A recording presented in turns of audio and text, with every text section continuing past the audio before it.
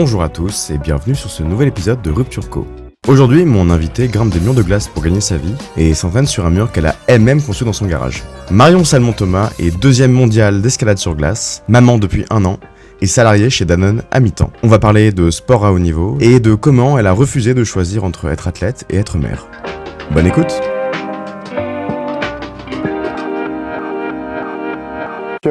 Vice-championne d'Europe, mais j'ai gagné une étape, du coup je suis perdu, je voulais pas non plus dire de bêtises, mais on va y revenir. Ok, ça marche. On est donc aujourd'hui en compagnie de Marion Salmon-Thomas, à la fois championne du monde à mi-temps, maman à mi-temps, ingénieure chez Danone, manager performance et décarbonation chez Danone à mi-temps également. Oui. Ça fait beaucoup de mi-temps. J'avais intéressé aujourd'hui à un peu comprendre déjà qui tu es, d'où tu viens, pourquoi tu fais tout ça. Avant ça, simplement, quand tu rencontres des gens et qu'on te demande qui tu es, ce que tu fais dans la vie, comment tu te présentes en général ? C'est une bonne question ça, parce qu'on a vite tendance à se présenter par ce qu'on fait. Ouais. Et moi j'aime bien dire que je suis passionnée et que globalement j'ai un côté très instinctif qui fait que ça m'emmène dans certaines directions de vie et que j'écoute. Je suis très attirée par la nouveauté, okay. Je suis attirée par toujours apprendre, j'ai envie d'apprendre toute ma vie. Ouais. Je suis complètement passionnée de verticalité, donc tout ce qui touche à la verticalité, évidemment. Bon, ça, donc les hiérarchies, les blocs, les falaises. Voilà, je fais autant de dire que j'invente des blocs dans les nuages, donc c'est vraiment que ça m'habite quand je regarde des nuages. Non, mais sinon, je crois que je suis passionnée par le mouvement et que ce soit physique ou intellectuel. On va s'intéresser aujourd'hui à 2 choses. Déjà, donc tu lis 2 choses qui pour moi sont extrêmement intéressantes. C'est à la fois le sport de haut niveau. Je vais me risquer à essayer de dire le palmarès. Vice-championne du monde d'escalade sur glace. Vice-championne d'Europe. Ah, vice-championne d'Europe, pardon. Mais en fait, je suis numéro 2 mondial, c'est peut-être ça que tu voulais dire. Ah oui, c'est que ça aussi. Je finis 2e au classement général de la Coupe du Monde. Donc il y a un circuit de plusieurs étapes. Okay. Et tous les 2 ans, un championnat du monde. L'année prochaine, il est en France, à Champagne-en-Vanoise. Ah, trop bien. Ok. Donc évidemment, tu iras avec la délégation française, j'imagine. Oui, et puis ça fait 10 ans qu'il n'y a pas eu les championnats du monde en France, donc c'est un très gros événement qui se prépare. Avant d'aller dans le détail, est-ce que tu pourrais m'expliquer ou nous expliquer ce que c'est l'escalade sur glace? Moi, ce que j'ai pu comprendre, c'était que c'était un peu comme de l'escalade avec des prises et des gros blocs de glace et un piolet. Dis-moi en plus, parce que je suis sûr qu'il y a plein de petits détails que j'ai pas forcément. Alors, je t'ai amené mes piolets, je pourrais te... Ah ouais, grave chaud, ok. J'ai 2 piolets dans les mains, des crampons aux pieds. Je suis sur une structure artificielle qui mêle des parties sur des prises spécifiques pour les piolets et des parties sur glace. Ouais. L'objectif, c'est d'aller le plus haut possible dans un temps imparti. J'ai une corde, évidemment, donc si je tombe, je suis sécurisée. D'accord. Donc ça ressemble à l'escalade qu'on a vu aux Jeux Olympiques en difficulté. Juste, j'ai quelques outils dans les mains. En plus. Alors, donc c'est vraiment juste monte le plus haut possible en, 1 minute, 2 minutes, je sais pas combien de temps de temps. Entre 4 et 8 minutes. Ah, quand même, c'est assez long. Qui nous définit le temps. D'accord. Parce que ce matin, j'ai regardé une de tes vidéos, je crois que le nom de la vidéo YouTube, c'était Marion Salmon-Thomas, première médaille. Il y avait des commentateurs qui parlaient en français. Et j'avais l'impression qu'en fait, t'arrivais jusqu'à un spot qui était culminant, en fait, sur une sorte d'arche, un truc comme ça. Oui. Et je m'étais dit, du coup, ça doit être la fin, donc peut-être que c'est juste une course contre la montre qui arrivera en premier là. Mais c'est pas forcément ça, tu me dis. C'est très rare qu'on arrive au sommet.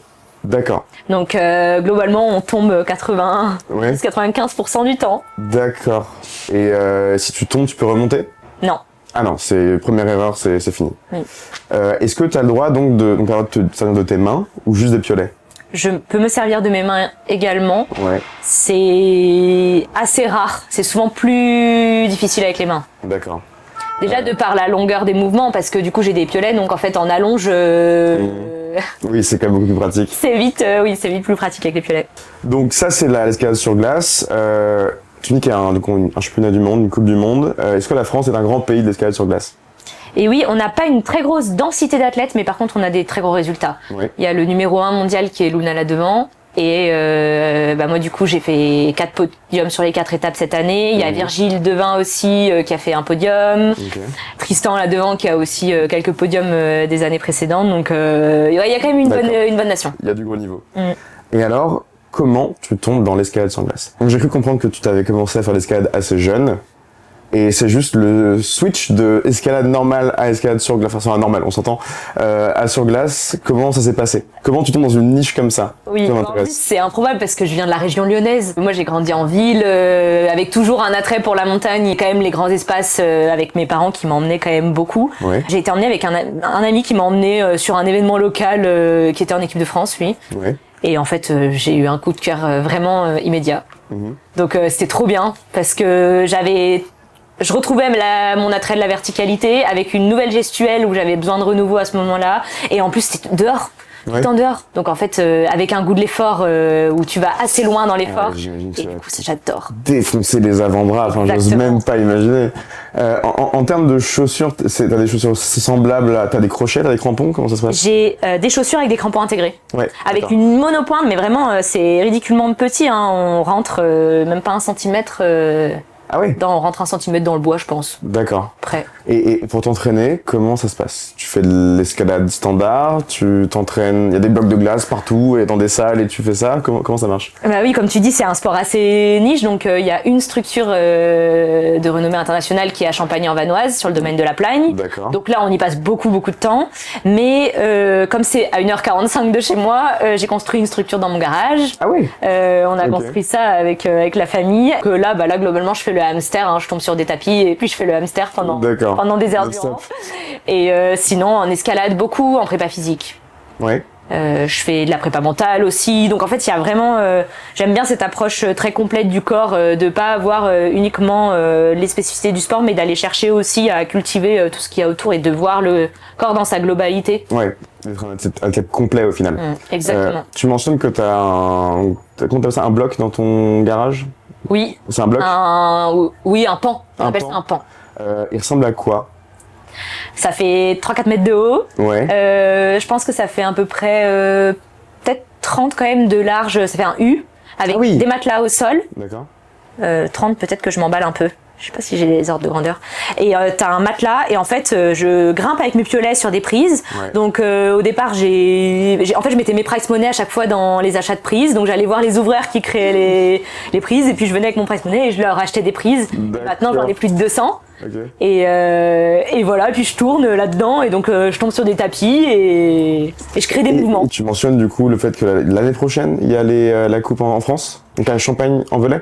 Alors il y a le circuit de la Coupe du Monde où il y a encore 4 étapes, donc il y a la Corée, la Suisse, les États-Unis, le Canada, et il y a le championnat du monde. Ouais. Là dessert le titre de champion du monde, qui est tous les 2 ans et qui sera à Champagne-en-Vanoise. D'accord, ok. Donc c'est un événement qui est encore à part du circuit de la Coupe du Monde. Ok. Et comment t'appréhendes donc cette compétition? Là on est à J- combien exactement? Là on est, c'est fin janvier, donc... c'est dans 7 mois quoi. Donc c'est dans 7 mois. Ok. T'as commencé une préparation spécifique, t'es en plein dedans, raconte-nous un petit peu le quotidien. C'est quoi une semaine type de la vie de Marion Sabelon-Thomas? Eh ben, c'est assez difficile d'avoir une semaine type parce que du coup j'alterne les phases où je vais plus travailler dans mon boulot, notamment chez Danone en ce moment par exemple. Là je suis plus en une phase où je vais plutôt plus travailler. Donc globalement, je dois toujours un peu placer mes curseurs de l'entraînement. Là, en ce moment, il peut pas être mis au devant de la scène, donc je le garde. Je m'entraîne en fait avec des séances un peu plus courtes où j'essaye de garder de la régularité. Ouais. Et puis après, je pourrais pousser un peu plus le curseur sur des stages à l'étranger, en Suisse, d'aller vraiment sur des journées entières. Donc là, je suis plus sur des séances courtes, mais quand même garder la régularité et en même temps travailler. Et les championnats du monde, c'est tellement un événement à part que, en fait, il y a tout un process et un cheminement aussi mental à faire en préparation qui est extrêmement important parce que il y a un événement, il faut performer à ce moment-là. Donc en fait, il va y avoir toute une pression autour de cet événement qui est beaucoup attendu. Et j'adore ce challenge. Donc voilà, j'ai appris l'année dernière parce que du coup je me suis retrouvée en tête du classement général de la Coupe du Monde dès la première étape jusqu'à la dernière. Et donc ça m'a aussi un petit peu appris à gérer cette pression-là, d'arriver en étant un peu plus attendue.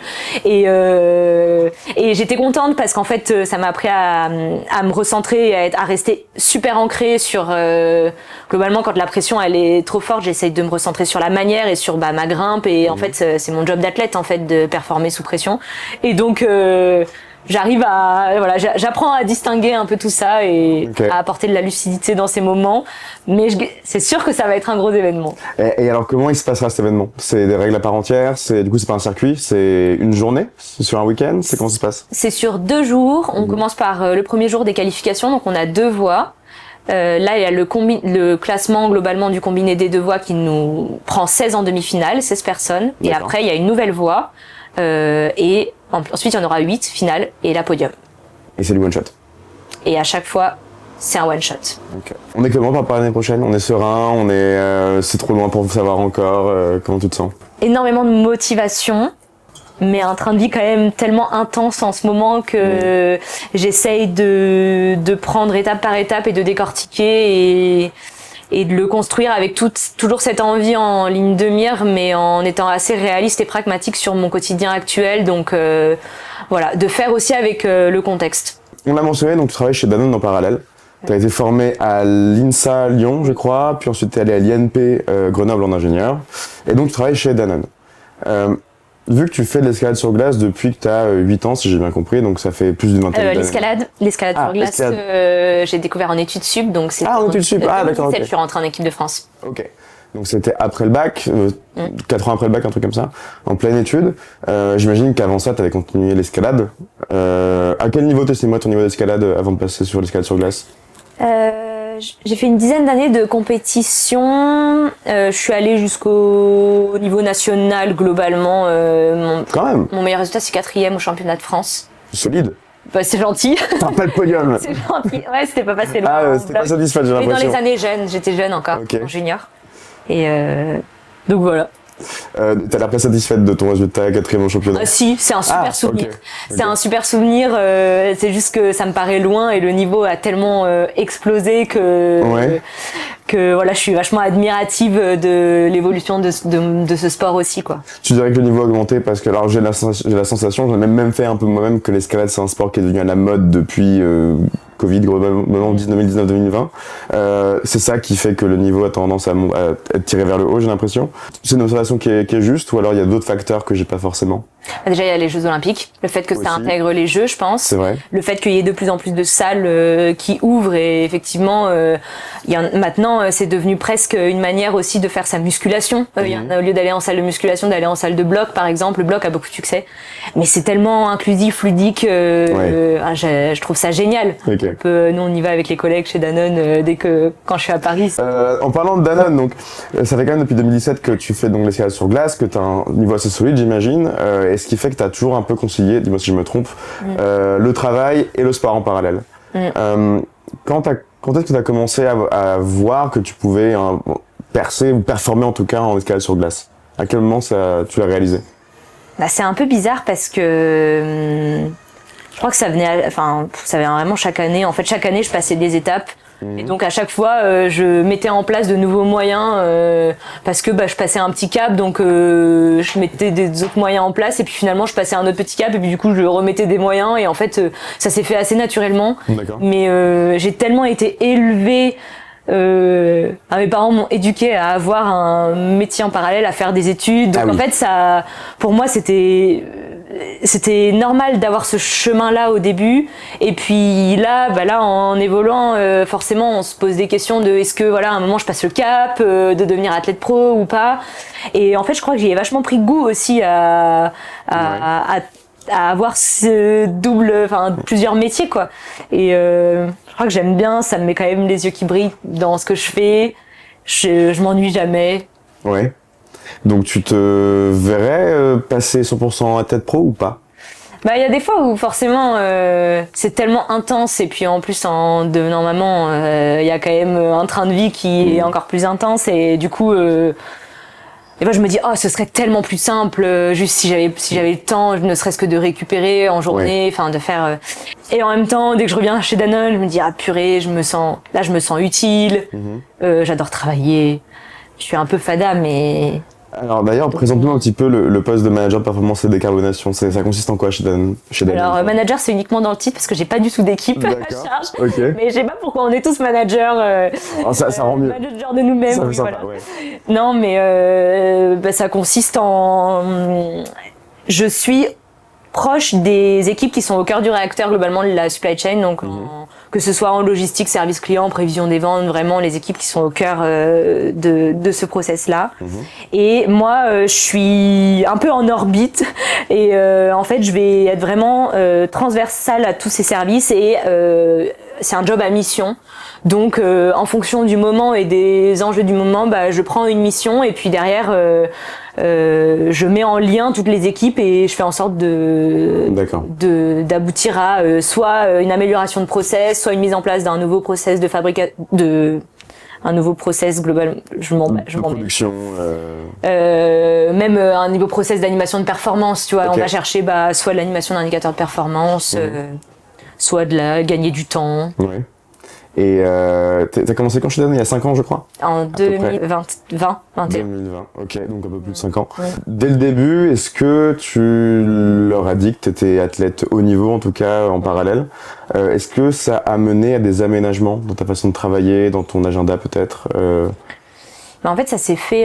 Je suis arrivée à plein temps chez Danone. Je pense que j'avais mis un peu de côté ce projet sportif à ce moment-là, en me disant je veux être normale et bosser à fond et puis en fait découvrir le monde professionnel parce que mes études j'ai fait 8 ans au lieu de 5. Ah oui. Donc c'est long, hein, c'est en aménagé. Sport études. D'accord. Et donc il y a un cursus aménagé à l'INP qui est génial, il y a le même à l'INSA. J'avais qu'une envie, c'était de travailler honnêtement et en fait au bout d'1 an je commençais un peu à déperformer, enfin selon moi de mon et en fait ça me manquait.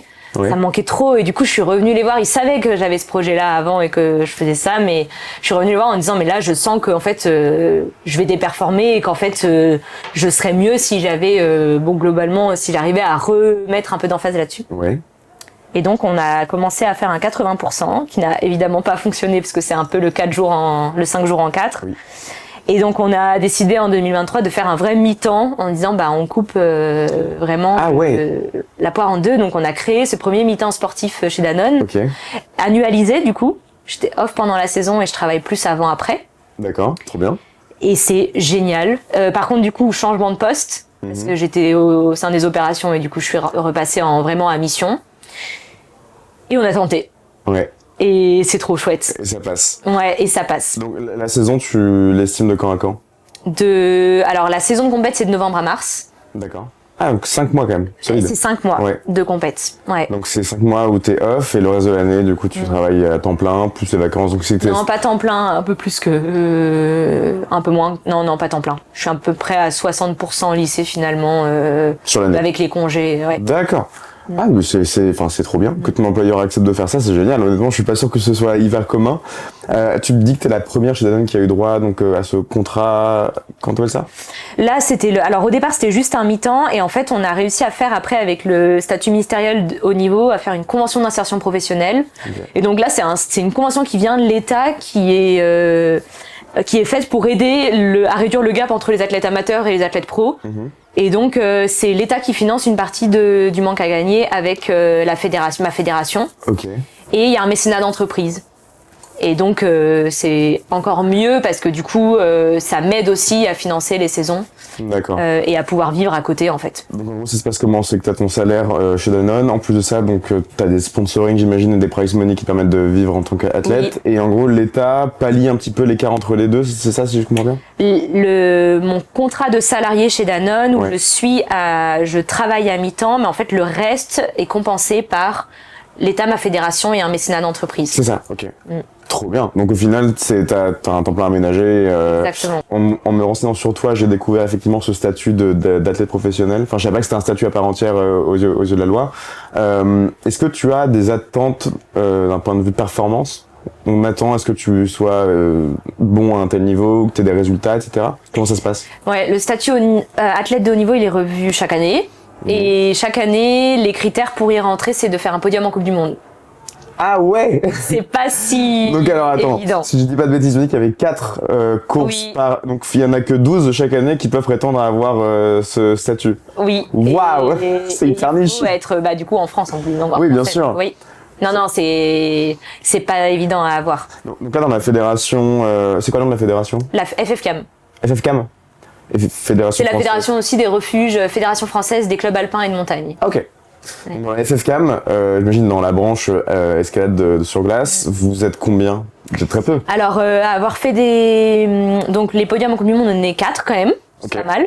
Et après, on a aussi il y a le statut au niveau. Il y a plusieurs listes et il y a notamment les listes aussi relève. Là, du coup, c'est pour les plus jeunes. Donc là, moi, je peux plus malheureusement y être dedans, mais du coup, là, les critères sont un peu plus larges. C'est jusqu'à quel âge? 26, il me semble, ou 27.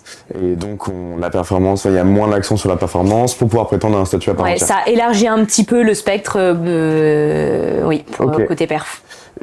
Justement, à ce sujet, ça me fait une super transition, donc je te remercie, c'est parfait. J'imagine que quand t'es athlète très haut niveau, t'as envie de le continuer à fond et de pouvoir te donner à 100%, être performant, pouvoir t'améliorer année après année, prétendre au plus haut niveau. Mais la vie, parfois, te met un peu des bâtons dans les roues. Quand t'es un homme, c'est facile parce que c'est juste tes muscles qui peuvent te dire un peu d'aller te faire voir et te demander du repos. Quand t'es une femme, il y a un peu plus pas de soucis, mais tu peux avoir des envies un peu autres. Je pense au fait que t'as accouché il y a 1 an et 1 mois maintenant, 2 mois. Oui. J'imagine aussi que ça a eu un gros impact sur ton physique. Comment t'as appréhendé la grossesse en tant qu'athlète haut niveau? Ouais, c'est un bon sujet parce que j'avais pas d'exemple au niveau national. Il y en a très peu au niveau international et je me suis dit que c'était possible parce que j'ai aussi vu d'autres athlètes maintenant dans d'autres sports. Donc typiquement une Manon Apiti, Clarisse, Chloé Trespeuch, tu vois, des athlètes. Et moi je l'ai appréhendé. Alors j'ai mis du temps déjà quand même à le processer. Et après, en fait, une fois que je me suis dit que c'était possible, je me suis quand même dit que j'y connaissais rien en maternité. Et donc que j'allais me faire accompagner par des personnes qui s'y connaissaient. Donc je suis allée chercher de l'entourage. Je suis allée chercher des professionnels qui avaient globalement une philosophie qui ressemblait à la mienne. Donc c'était dans le corps médical comme le corps de préparation physique. Et en fait, j'ai construit un petit staff. Et puis voilà, ça a été ma base de travail à partir de 3 mois de grossesse globalement. D'accord. Et puis il y a quand même l'attente avant de tomber enceinte quand même. Bien sûr, de rien, une fois que tu te lances dans ce projet-là, en fait tu continues de t'entraîner, mais tu sais pas à tout moment toute ta vie va changer. Enfin, au niveau sportif quand même, mon corps c'est mon outil de travail, donc il y a un moment je savais que tout allait changer, mais je savais pas quand. Donc il y a quand même ce process-là. Ouais. Donc à partir du 3e mois de grossesse, tu as dû mettre en place des aménagements. Donc c'est quoi comme genre d'aménagement, par exemple? Protéger les abdos. Donc déjà le postural. Comment tu te lèves ça va jusque là. Quand tu dis protéger, c'est-à-dire le moins les solliciter possible, ou alors c'est éviter les chocs? Alors il y a éviter les chocs, ça oui. Évidemment. À partir de 3 mois de grossesse, j'ai plus exercé de choc. Quand je dis choc, c'est tomber en bloc, courir par exemple, c'est pas des chocs, tu peux courir. Mais par contre tomber en bloc, tomber en voie, donc je faisais tout en moulinette, sécurisé. Et par contre, après, protéger les abdos, même, ça va bien au-delà du sport. C'est comment je me lève du lit, comment je porte quelque chose. Enfin, voilà, c'est aussi dans le quotidien et ça passe aussi par là. Donc, ça transforme quand même beaucoup de choses, mais je l'ai plus vécu comme une adaptation de mon quotidien. Et après, j'ai pratiqué, j'ai grimpé jusqu'à la veille de mon terme. Tout différemment, en fait. J'ai skié jusqu'à 7 mois de grossesse. Mais je me sentais en sécurité parce que c'est un univers que je connais et que je prenais énormément de crans à la salle. J'ai fait du bloc, mais je désescaladais, mais je suis en maîtrise. Donc voilà. Progressif. Hyper progressif. D'accord, donc ce qui est bien, c'est que tu n'as pas du tout vu ça comme une fin en soi, c'était juste une adaptation temporaire et qu'après ça allait forcément reprendre. Est-ce qu'il y a eu des séquelles après l'accouchement? Est-ce qu'il y a eu des choses qui ont impacté encore ta vie d'athlète ensuite? Déjà, il y a énormément de choses que on prépare le postnatal en prénatal. Donc toute cette partie, typiquement ce que je te disais, abdominale, j'ai beaucoup moins fait. J'aurais pu aller plus loin dans la prépa physique enceinte, et en fait j'ai choisi de m'arrêter avant pour récupérer plus vite après. Donc c'est aussi un ratio à trouver. Et en postnatal, la plus grosse difficulté que j'ai eue, c'est que j'ai eu une césarienne. Après 30 heures de travail, donc finalement qui s'est fini en césarienne. Et donc il y a le marathon de 30 heures qui a généré énormément de fatigue, et il y a la transformation du corps qui est visuelle, de en fait un corps un peu coupé en deux d'une certaine manière. Donc qui a été à appréhender. et à redécouvrir et à refaçonner aussi d'une certaine manière. Donc c'est moi à combien de temps essentiellement entre la grossesse et la reprise de tes capacités à 100%? Si ça... 7 mois. 7 mois complets? Ok. Mais tout s'est bien passé? Tout s'est bien passé. Là du coup on est au-delà de ça. Tu estimes maintenant que tu as repris au moins le même niveau qu'avant le début de ta grossesse? Je suis meilleure qu'avant. Meilleure qu'avant? C'est très déroutant. Ah oui? C'est super déroutant parce que j'ai découvert plein de nouvelles choses, même ma grimpe elle a changé et je m'attendais pas du tout à que ça se transforme comme ça. D'accord. Il y a des nouveaux gaps aussi physiques, voilà, ça m'a ouvert d'autres portes. Ok, trop bien, Ouais. donc c'est une nouvelle étape dans ta vie d'athlète. Oui, complètement. On parlait du statut d'athlète professionnel, je crois que c'est ça le terme. Athlète de haut niveau, d'athlète. Athlète de haut niveau, pardon.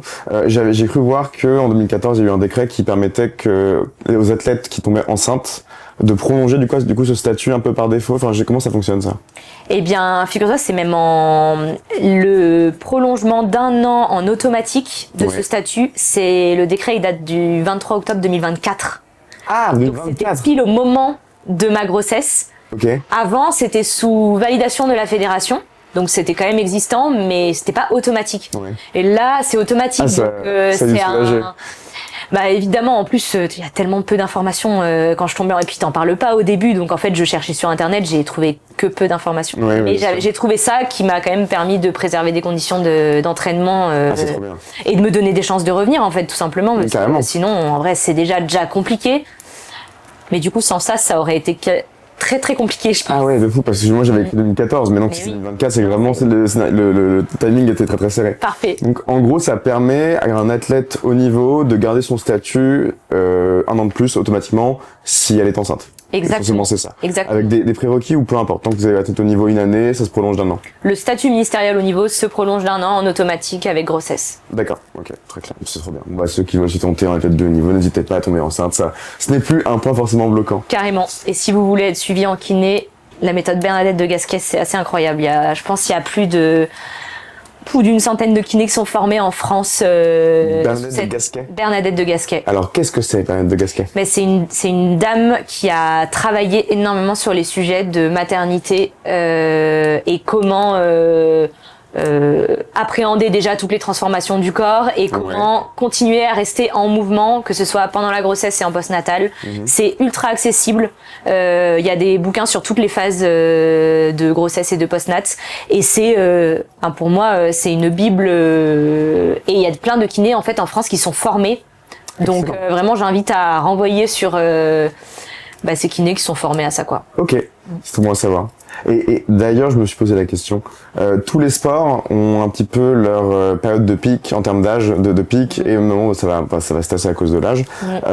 Football, par exemple, c'est 25 ans. Cyclisme, c'est aussi assez jeune parce que faut quand même tenir le Tour de France, par exemple.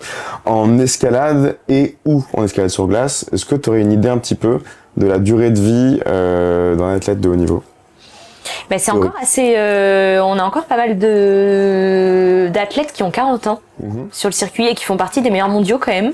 Ah oui. Donc, il y a quand même une importance à l'expérience, notamment dans le ressenti au bout des piolets. Enfin, c'est quand même le prolongement de nos mains, donc il y a quand même tout un bagage et une finesse à avoir avec ça, qui fait qu'aujourd'hui, ça reste. Il y a une grande longévité dans le sport. Après, je me dis, plus le niveau explose comme il continue d'exploser, plus ça va aussi se rajeunir parce que c'est de plus en plus dynamique. Bien sûr. Donc on passe d'un sport qui était très statique à un peu comme l'escalade il y a quelques années à quelque chose de dynamique. Donc ça va probablement se rajeunir de par les fibres nécessaires au sport. Si je comprends bien, t'es plus ou moins à la moitié de ta vie d'athlète pro en tant que tel. Ce qui m'amène à une autre question. Donc, tu as encore travaillé chez Danone. Si j'ai bien compris, en fait, si la question se posait de choisir à 100% l'un ou l'autre, t'es pas forcément sûr, ou alors tu préfères garder un peu d'équilibre, parce que quelque part le travail te stimule sur des terrains là où le sport ne va pas, si je comprends bien. Ouais, et puis ça me permet de rester sur terre, ça me permet de me sentir utile. Enfin, il y a un truc qui me rassure, je crois aussi. Ouais. Après, c'est une bonne question parce que je me la pose et je me la pose assez régulièrement pour être sûre d'être assez alignée, mais aujourd'hui, c'est vrai que il y a un côté où du coup, au niveau même pression, j'ai l'impression que j'ai mon équilibre comme ça parce que tout repose pas uniquement sur un pan, et donc je sais que En fait, ça me permet un peu de lâcher la pression aussi sur le résultat, même si je suis ultra engagée et exigeante en vrai. Donc je sais pas trop si c'est m'auto-rassurer ou si c'est vraiment le cas et que demain ça changera. Peut-être que j'essayerai un jour d'être athlète pro. Tu penses que c'est facile? Je pense que c'est jamais facile, mais tu penses que ça se fait de vivre à 100% de l'escalade sur glace? Ah, je pense que ça se fait parce qu'à partir du moment où tu l'as décidé, où t'es motivé et où t'es prêt aussi à mettre l'engagement là-dedans, quoi. Après, il y a vraiment une question de... Enfin, moi j'ai beaucoup de mal à me vendre déjà auprès de... Enfin, c'est pas évident d'aller chercher et de dire ok, en quoi je suis, qu'est-ce que j'apporte réellement, qu'est-ce que je peux donner moi, et puis je vends un produit, mais le produit c'est moi, donc mine de rien c'est un peu particulier comme positionnement. Alors que travailler, tu travailles et puis du coup il y a une valeur à ton travail et voilà. Donc je suis pas très à l'aise encore avec tout ça, mais je vais être accompagnée et aidée, donc peut-être qu'un jour ça aboutira et ça me permettra d'aller chercher encore les derniers gaps que je veux aller chercher au niveau mondial. D'accord. Pour l'instant, j'arrive quand même encore à progresser, mais c'est sûr que des fois, imaginez avoir beaucoup de temps. Tu vois que dans ce sport, il y a quand même de plus en plus de gens qui pratiquent, il y a un peu plus d'engouement, il y a de plus en plus de marques, j'imagine aussi, qui suivent les athlètes. C'est un truc que tu constates? Ça progresse chaque année. Je dirais que c'est assez linéaire sur la progression. C'est chaque année le niveau monte, mais il n'y a pas de gros pics. C'est assez linéaire. Il n'y a pas de hype encore pour l'instant, forcément. Donc, tu me disais que tu allais régulièrement, enfin tu allais en tout cas à Arcos avec tes collègues de Paris quand tu montes à Paris, si j'ai bien compris, c'est ce que tu m'as dit. Est-ce que c'est facile d'expliquer à un de tes collègues que t'as un contrat un peu aménagé, que t'es athlète pro en escalade sur glace? Est-ce que c'est une question récurrente? Comment tu gères ce genre de situation? C'est une super bonne question. Quand j'ai lancé ce projet-là avec Danone, on était en réunion d'équipe et je me souviens d'une personne de l'équipe qui me dit mais t'as pas l'impression que tu vas te réduire toutes tes possibilités d'évolution professionnelle? Ouais. Et j'ai trouvé la question et je me suis dit je me suis même pas posé cette question parce que je suis partie du principe que en fait si j'étais alignée en faisant ça, en fait, au contraire, ça allait peut-être m'ouvrir d'autres portes parce que justement, je suis alignée et je suis épanouie dans ce que je fais. Vraiment. Et que si je restais dans ce schéma-là, en fait, peut-être que j'allais m'éteindre au fur et à mesure et donc en fait, les portes, elles allaient pas s'ouvrir comme ça. Après, il y a quand même une réalité que quand t'es à temps partiel, t'es moins présent. Donc en fait, oui évidemment, il n'y a pas toutes les typologies de postes qui conviennent et il faut être assez malin. Et c'est un donnant aussi avec Danone où il s'adapte aussi énormément. Mais sinon, c'est pas toujours évident. C'est pas toujours évident, mais j'ai beaucoup de chance. Les équipes sont tellement bienveillantes et ils sont, franchement, ils sont super bienveillants. J'ai vraiment de la chance. Ok, trop bien. Ouais, c'est une vraie pub pour Danone, n'hésitez pas à aller voir ces choses, ils sont hyper open. Non, mais j'espère qu'il y aura d'autres athlètes demain. C'est sûr que là, aujourd'hui, on n'est pas nombreux, enfin, je suis toute seule, mais. Oui, donc pardon, ce que je demandais tout à l'heure, j'ai oublié de finir la question, donc il n'y a pas d'équivalent chez Danone à part toi. T'es la seule pour l'instant? Pour l'instant, non. D'accord. J'aimerais demain, n'hésitez pas, qu'on soit plusieurs, on crée une team. Le site dans la description. Alors, et en reparlant donc des collègues et des questions qu'on puisse te poser, est-ce qu'il y a des questions types qu'on te pose tout le temps, dont on a juste ras-le-bol? Je sais pas, des gens qui s'intéressent au sport, qui trouvent ça un peu niche, qui trouvent ça marrant, enfin, est-ce qu'il y a des trucs un peu qui reviennent souvent?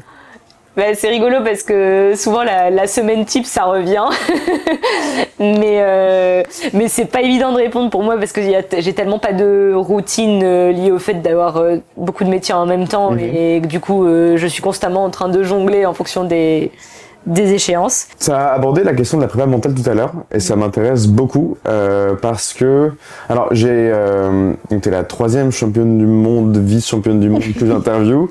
Avant ça il y avait Jean-Baptiste Grange en ski, après il y a eu Théo en beach tennis et ce qui revenait quand même assez souvent c'était l'aspect donc évidemment santé mentale, surtout dans le sport à très haut niveau. En quoi elle consiste cette prépa mentale, en quoi elle t'aide? Est-ce que c'est plus sur pendant la montée, en dehors de la montée, l'après, l'avant, enfin dis-moi un petit peu en quoi ça consiste. La prépa mentale, j'en fais depuis plus de 15 ans, sous différentes formes et Moi, je suis passionnée parce que c'est pas parce que je vais mal, mais c'est plus que j'ai envie d'aller mieux. Et j'ai l'impression que même demain, j'arrête ma carrière, j'aimerais continuer à avoir un prépa mental toute ma vie. Non, mais c'est ce qui est génial, c'est que c'est infini en fait. Le cerveau, c'est un muscle qui s'entraîne comme un autre et que juste on n'est pas habitué à l'entraîner et à le travailler et on sait pas toujours comment s'y prendre. Et que un préparateur mental, il t'aide à structurer ta pensée, quoi. Et à aller chercher tes objectifs et tes envies et à faire en sorte que tu sois le plus juste et aligné dans ce chemin-là, quoi, qui t'amène vers ce que tu veux être. Et après, moi, ce qui me passionne, c'est d'essayer de comprendre, d'arriver à avoir une vision très juste et honnête de là où j'en suis pour répondre à mes objectifs demain. Donc là, Julie, tu as un préparateur mental, c'est quelqu'un qui te suit, une seule personne? J'ai une préparatrice mentale qui s'appelle Amandine Cléchet, qui me suit, où on fait alors sur la période, globalement, sur 8 mois de l'année, on fait 1 à 2 fois par mois. À chaque fois des sessions, et puis après en compète, j'envoie un vocal dès que je finis ma voix, puis on s'appelle. Enfin, il y a vraiment tout cet échange. Il y a une grande proximité quand même. Je vais aller dire. Elle te suit depuis combien de temps, Amandine? 3 ans maintenant. Ok. Donc c'est quasiment une psy en fait quelque part. Tu lui dis tous les problèmes, tous les doutes, etc. Et elle t'aide à les compenser et à passer à autre chose. C'est un peu ça. C'est vrai, oui. Ok. Mais c'est une psy qui est très orientée action. Oui, j'imagine. Ouais. Et tu la vois en physique ou c'est que ouais. Et c'est quoi comme type d'exercice sans forcément prendre en détail? Comme type d'exercice, par exemple, on commence toujours quand on se voit par faire un état de lieu du coup de le comment tu vas. Tu vois, nous on le fait sous 4 piliers, physique, mental, émotionnel, énergétique. Et donc je réponds à comment je vais par pilier. Donc déjà ça permet d'avoir un peu plus de finesse d'analyse et d'aller dans plus en profondeur dans le comment ça va classique. Bien sûr. Après on fait de la visualisation aussi, on prend une problématique qu'on va décortiquer. Typiquement, j'ai beaucoup travaillé aussi cette année sur l'attitude un peu de guerrière et la recherche de performance sans forcément avoir le flow. Le flow, c'est un peu une quête dans mon sport c'est la fluidité absolue. Donc on a l'impression que tout est facile, alors qu'en fait, tu t'envoles et bam bam. Voilà, que tout est fluide et que tout s'enchaîne. Et c'est un peu la quête ultime d'un athlète chez nous. Mais en fait, moi je cherchais aussi à performer sans ça, comme ça, s'il y a ça, ça le sublime. Mais de pas forcément, des fois, d'être un peu en difficulté et de continuer d'être dedans, quoi. Et d'ailleurs, c'est quoi ton rapport à l'échec, notamment dans le cadre sportif? Rater un podium, rater une première, deuxième, troisième place. Je me suis dit un peu, peut-être que j'ai présupposé, si tu as une préparatrice mentale, c'est peut-être parce que tu as vécu des moments où juste t'as raté ta performance, ou alors on t'a chopé le podium juste devant, quoi, qui t'ont peut-être marqué. Tu te dis, faut pas que je laisse ça m'affecter. Ou alors faut que je sache quand ça m'arrive en faire une force, etc. Est-ce que c'est déjà une vraie supposition? Je sais pas si ça a été l'élément déclencheur. Je pense que j'ai toujours été attirée par ce travail-là. Après, oui, il y a une relation notamment avec un entraîneur qui a été vraiment difficile il y a quelques années et qui a fait que j'ai quand même vraiment poussé cet exercice et ce travail-là suite à du coup la relation d'entraîneur-entraîné, c'est un peu une relation de couple sans amour. Ouais, vraiment, ça peut aller très loin, quoi. Donc c'est un peu parti de là quand même que j'ai vraiment intégré ça peut-être dans mon quotidien. Ok. Et donc 15 ans plus tard, et ça fonctionne. Et 15 ans plus tard, et ça fonctionne toujours autant, et c'est génial, et c'est infini, ce travail. Est-ce que tu es heureuse aujourd'hui? Est-ce que je suis heureuse aujourd'hui? Oui, je suis heureuse aujourd'hui. Des fois je me questionne sur le fait d'avoir autant de vies entremêlées et l'intensité que ça génère, qui fait que des fois je me dis comment on fait pour garder du temps qualitatif et de pas rentrer un peu dans un schéma d'action perpétuel. Donc il y a cette question-là qui me trône un peu en ce moment. D'accord. Mais pourquoi par exemple? Tu as l'impression de jamais t'arrêter, toujours dès que tu as un moment de temps mort à t'en vouloir ou à vouloir faire quelque chose d'autre? Comment ça s'explique ça?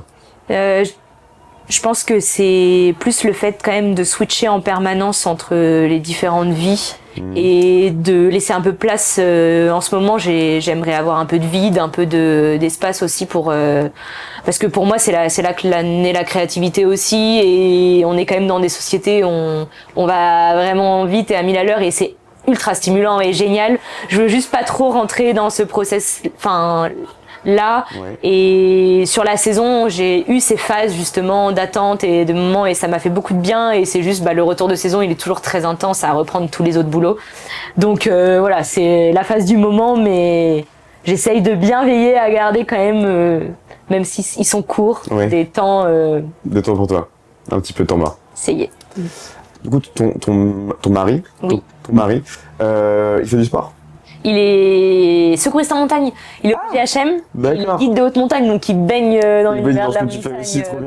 Donc il y a pas. Ça fait pas. Non, c'est une aventure familiale, quoi. Ok, ce que j'allais dire, il y a pas forcément de gros décalage. Il te soutient dans ce que tu fais. Lui, il travaille à temps plein. C'est un métier qu'on fait à temps plein. C'est pas saisonnier. C'est pas lundi, vendredi, lundi, dimanche. Comment non, c'est week-end aussi. Donc des fois, il va enchaîner 2 semaines d'affilée, et puis après avoir des temps de pause. Ouais, c'est. Du coup, on a vraiment un gros agenda partagé, t'as une tri, c'est super, t'as une tri. Et voilà, et on jongle avec ça, et d'où la semaine type qui est du coup pas évidente à tabler. Ouais, bien sûr. Voilà, avec nos agendas qui font qu'en fait on n'a pas vraiment de semaine et week-end en fait. Ok. C'est un peu le bazar. C'est un peu le bazar, mais bazar organisé et qui fonctionne. Ouais, une forme d'équilibre là-dedans. Du coup, vous partagez un peu le même environnement, les mêmes passions, donc il n'y a pas cette frustration peut-être de l'un ou de l'autre de devoir adapter ou s'adapter aux passions de l'autre.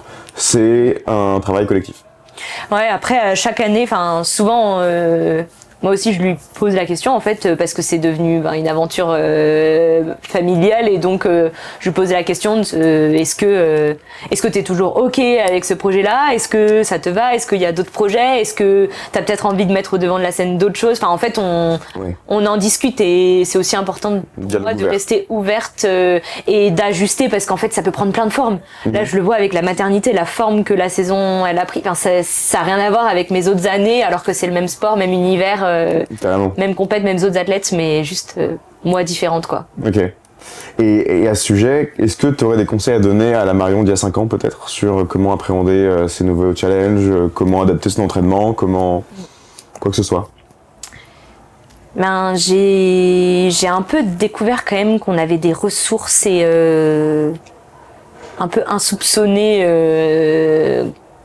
Je trouve que l'être humain est incroyable pour ça, et on peut un peu se réinventer toute une vie, et ça c'est chouette, parce que je pensais avoir atteint certaines limites, et en fait finalement je me suis rendu compte que en apportant autre chose à ma vie et en s'autorisant aussi, typiquement à fonder une famille, etc.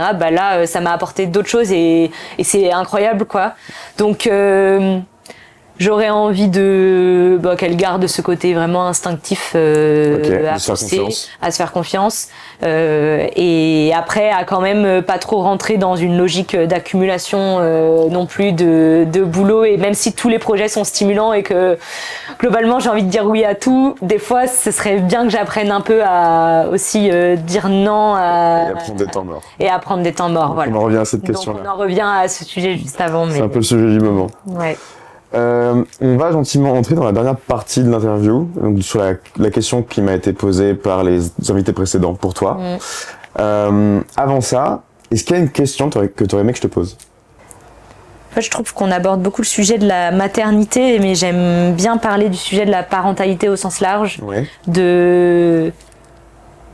En fait, je suis devenue maman, et effectivement mon corps a changé, donc ça a entraîné plein de choses dans ma saison, mais ce que c'est aussi que devenir parent, de manière générale, que ce soit pour moi ou mon mari, en fait, il y a quelque chose de bien plus... J'aime bien le fait de juste de se dire que, oui, il y a un père et une mère, mais en fait, on est parents et on a des mêmes responsabilités, et en fait, on élève notre enfant en étant parents. Un peu un équilibre entre nous deux, quoi. Et là, tu vois, je suis en train de réaliser un documentaire qui s'appelle Mère de glace, qui va s'appeler Mère de glace, Ok. M-E-R-E. Ok. Et sur justement toute cette année autour de la maternité et du retour à la saison. Et dedans, c'est vrai que j'étais attirée par aussi parler de la parentalité au sens large. Et moi, ça m'a fait du bien d'avoir Morgane qui a des responsabilités quasi identiques. En fait, on avait envers notre enfant, on a très peu d'écart finalement dans notre manière, pas de l'élever, mais notre manière de nous en occuper, etc. Et donc ça fait du bien aussi aujourd'hui dans notre société. Oui, je suis partie en compète, il avait 7 mois, mais en fait tout va bien, il est resté à la maison, enfin ça allait quoi, et ça s'est bien passé. Dire aussi que le fait d'avoir un enfant, c'est pas une fatalité et que la vie là s'arrête pas là quoi. C'est quoi la grande leçon que t'as tirée de cette expérience pour l'instant?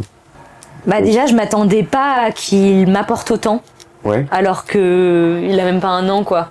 C'est quand même beau parce que c'est dans les 2 sens, alors que moi, je pensais qu'on allait avoir quand même des grosses responsabilités. Et des fois, je savais pas vraiment si j'allais être capable d'encaisser toutes ces responsabilités en tant que parent. Mais en fait, je me suis rendu compte qu'il y a plein de choses où c'est en l'observant et en lui faisant confiance. En fait, lui aussi, il nous donne et il nous envoie plein de signaux qui font qu'en fait, ça allège beaucoup le quotidien. Donc je dirais ça. Ok, trop bien. Écoute, j'ai hâte d'avoir des enfants du coup avec ce discours-là. Ouais, c'est sûr, ça reste intense. Hein. Oui, j'imagine, moi, dans quelques années, mais en tout cas, ça me rassure. On va aller sur un registre un peu plus léger. Je vais te poser du coup la question qu'ont posé Hugo, Thomas et Pierre il y a 2 semaines de ça. Trop bien. Tu viens de Grenoble, la région lyonnaise essentiellement, donc t'as pas spécialement en tout cas d'accroche à Paris ou Marseille. Oui. Du coup, Paris ou Marseille? Oh waouh. Sur n'importe quel registre, tu choisis, mais j'aimerais une justification. Paris. Ok. Paris pour la richesse culturelle, sociale, l'ouverture des gens, la mixité. Enfin, j'adore voir autant de richesse sociale dans un même lieu, et ça grouille et il y a une dynamique énorme, et voilà. Je dirais Paris. Et est-ce que tu as une question pour le prochain invité? Ok. Le prochain invité. Moi, j'aimerais lui demander si demain il faisait un repas et il pouvait choisir 3 personnes, soit personnalité publique, proche, peu importe, qui il choisit. Trop bien. Et est-ce que tu pourrais répondre à cette question? Est-ce que je pourrais répondre à cette question? Oui, alors je mettrais... je crois que j'aurais envie de discuter avec Johannes Beu parce que je suis une grande fan de biathlon. Ok. Et que sa longévité de carrière... Pas Fourcade. Non, plutôt, j'ai un attrait quand même pour la Norvège et leur manière de faire et leur culture. Et d'accord. Même dans l'éducation des enfants, toute l'éducation des pays nordiques et tout, les siestes par -20, enfin tout ça, ça m'inspire. Ah oui, c'est vrai. Je suis complètement fan. Ok. Donc j'aurais envie de savoir un peu tout ça, et puis la notion de la parentalité aussi dans ces pays. Enfin, je suis absolument captivée. J'aurais envie de mettre mon grand-père parce que c'est toujours riche en échanges, et que bon là globalement il revient de Roumanie, il a 85 ans, ils ont fait un voyage avec ma grand-mère. Excellent, ok. Voilà, en train, enfin improbable, donc j'aurais envie pour la richesse des échanges. Et une 3e personne, je mettrais Morgane, tiens. Allez, Morgane, parfait. Qui revient de son voyage. Donc que des gens vivants. Voilà. Ok, très bien. T'as le champ des possibles. D'accord. Trop bien. Parfait. Merci beaucoup pour ta réponse. Qu'est-ce qu'on peut te souhaiter pour la suite? Eh bien, on peut me souhaiter de garder les yeux qui brillent, hein, franchement, hein, dans ce que je fais. On peut me souhaiter d'avoir tout le monde en bonne santé. Et ce sera déjà pas mal. Ce sera déjà un très bon début. Ouais. Et peut-être un succès l'année prochaine à la Coupe du Monde. Alors là, si on peut me souhaiter une Marseillaise sur les championnats du monde, ça serait incroyable. Je peux signer. Bien sûr. C'est en bas à droite, c'est ça? Oui, c'est ça, exactement. Signe donc. Ah waouh, je signe. Ah merci. Parfait. Merci. Pas de souci. Nickel. Et merci beaucoup Marion. On te souhaite tout ça et puis à la prochaine. Merci. Merci d'avoir écouté Rupture Co. Si l'épisode t'a plu, n'hésite pas à partager, liker ou même simplement nous le faire savoir sur nos réseaux sociaux. Tu retrouveras tous les liens en description. En attendant le prochain épisode, pose-toi la question. Et toi, tu vas faire quoi quand tu seras plus grand ?